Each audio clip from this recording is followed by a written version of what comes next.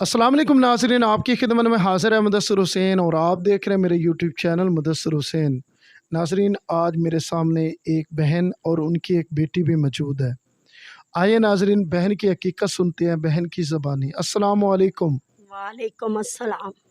मेरी बहन कैसी हो? ठीक हूँ। अच्छा मेरी बहन, आप अपनी हकीकत हमारे नाज़रीन को बताएं। हम गरीब लोग हैं, घर अपना नहीं है, किराए का मकान है, 2 बच्चे छोटे हैं, 3 बड़ी बेटियां हैं। तो अब अखराजात नहीं पूरे हो रहे, जवान बेटियों का बोझ है सर पे, तो घर के बहुत हालात ख़राब हैं। क्या करें हम?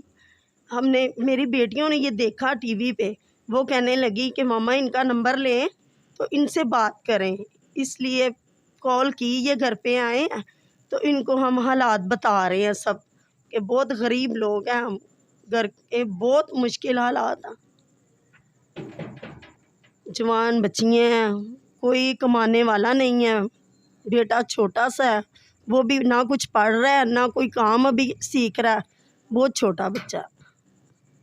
अच्छा मेरी बहन, आपने मेरा जो वीडियो देख के आपने मुझे कॉल की है? जी जी, बड़ी बेटियाँ हैं, सर पे बोझ है इनका, घर के हालात बहुत मुश्किल से पूरे हो रहे हैं, किराए का मकान है, सर पे कोई आसरा नहीं है, कमाने वाला कोई नहीं है, इसलिए बहुत मजबूर हैं। तो बच्चियों ने ये टीवी पे देखा था तो इन्होंने कहा कि इनको कॉल करें, घर में बुलाएं, ये हम अपने हालात बताएं कि कोई हमारी मदद करे। इस वजह से ना हमने ये कॉल करके बुलाया है, तो हम अपना हालात बता रहे हैं। नाज़रीन, आपने बहन की ज़बान से तमाम तर तफसीलात सुनी।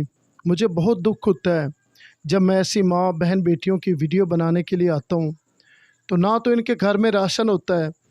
अब ज़ाहिर सी बात है, ईद और कुर्बानी सर पे है, तो ये लोगों के कपड़े बनाना भी मुश्किल है। ज़ाहिर सी बात है, जो घर के अखराजात नहीं पूरे हो सकते, घर में राशन तक नहीं है, तो ये अपने बच्चों के कपड़े कैसे बना सकते हैं?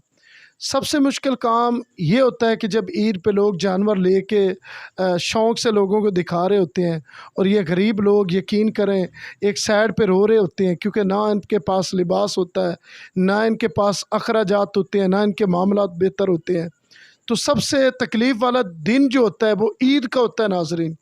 क्यों? कि आम दिनों में तो हर इंसान का एक निज़ाम चलता है, और जब ईद के दिन होते हैं तो लोग अच्छे कपड़े पहनते हैं, अच्छा लिबास पहनते हैं, और ये गरीब फैमिलियों की माँ बहन बेटियां जो होती हैं वो खामोशी के साथ घर में बैठी रहती हैं। क्यों? कि उनके पास पैसे भी नहीं होते कि वो अपना अच्छा लिबास बना के पहन सकें। अच्छा मेरी बहन, ईद आ रही है, तो आपने बच्चों के कपड़े वगैरह ये कुछ बनाया?